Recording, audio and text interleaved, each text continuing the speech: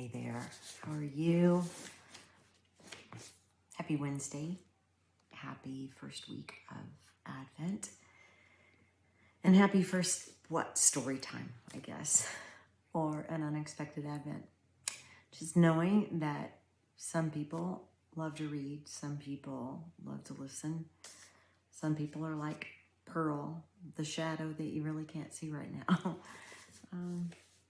You just want to be near. So I thought I'd take a minute and just read the story to you. I'll read the letter and the story to you this week about an most unexpected hope. Support me in keeping with your promise, O God, so that I may live. Do not let my hope turn to shame. Psalm 119, 116. Dear 2020, I've heard the jeers and the hisses and curses against you. We listed our expectations and we placed our demands on how you would be a year like no other. We made our promises about how our lives would be different this year. And we drummed our fingers on imaginary tables and we stared you down, waiting on you to deliver. We broke our promises and we revealed our brokenness in the process. Tender 2020, what you indeed delivered was the reality that you hold no mystical power to keep us satisfied. Instead, you gave us unexpected gifts. Gifts like humility and quiet. Gifts like long-suffering and love. Yes, 2020, you have given us a glimpse into a most unexpected Advent. A season many of us might overlook as we now wish you gone and replaced by something new. And yet, you're still here with us, filled with unexpected things like hope, peace, joy, love, and the power of the presence of redemption. 2020, you remind me that hope is more than wishful thinking.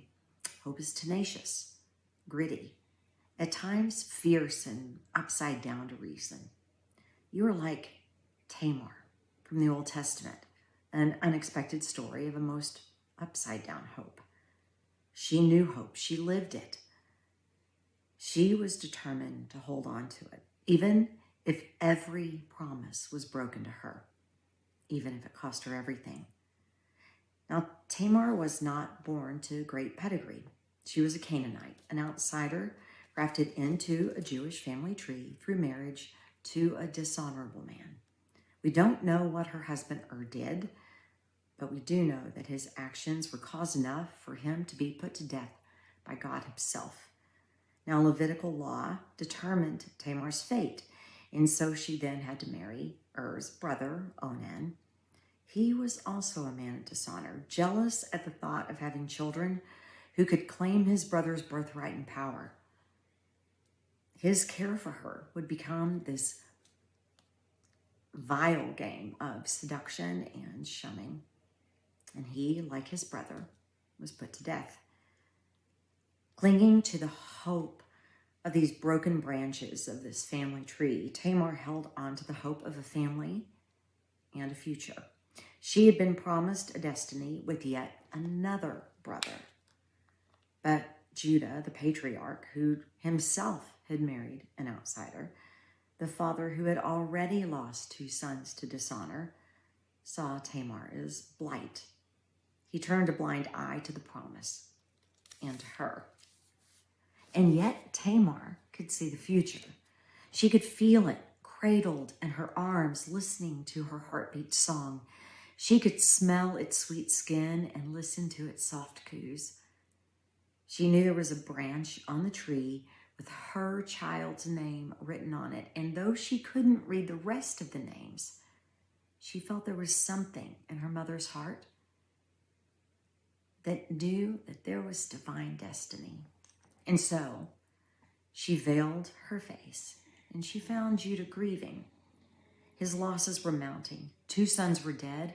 A wife had also passed away, and his legacy felt frail and uncertain. And so Judah walked to the edge of the city where he knew he could buy comfort without commitment. And Tamar was there. waiting. 9 months later, she would give birth to twins, and centuries later, her bloodline would infuse the very humanity of Jesus. Yes, fully God, fully human Jesus would come from a family tree that included an outsider who chose to do the unthinkable just to hold the future in her arms.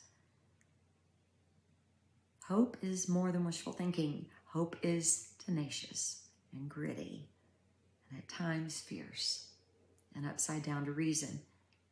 Tamar knew hope because she lived it.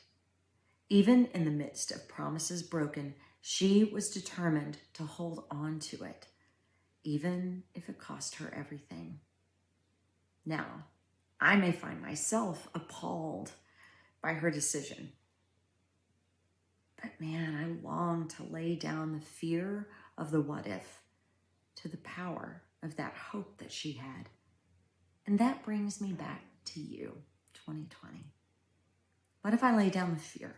What if I rested in the power of the hope that you've held out to us? Jesus knew that hope, didn't he? Unexpected hope, wrapped in a life that pleased some and caused others to shudder. A life that seemed contrary to the life that we would expect for a God robed in humanity. A life that had experienced 1,000,000 broken promises made by well-intended souls. And yet, a life that not only knew hope, but was hope. In Advent, we see that hope, and we are invited to welcome it in. So what does unexpected hope look like for you right now? What broken promises do you need to release? Where will hope take you in the freedom that you find? And how will that hope fight for you? Thanks for joining me. Thanks for being a part of a most unexpected Advent with 2020 and me. And we'll see you next week, and we'll talk about peace. Until then, peace be with you.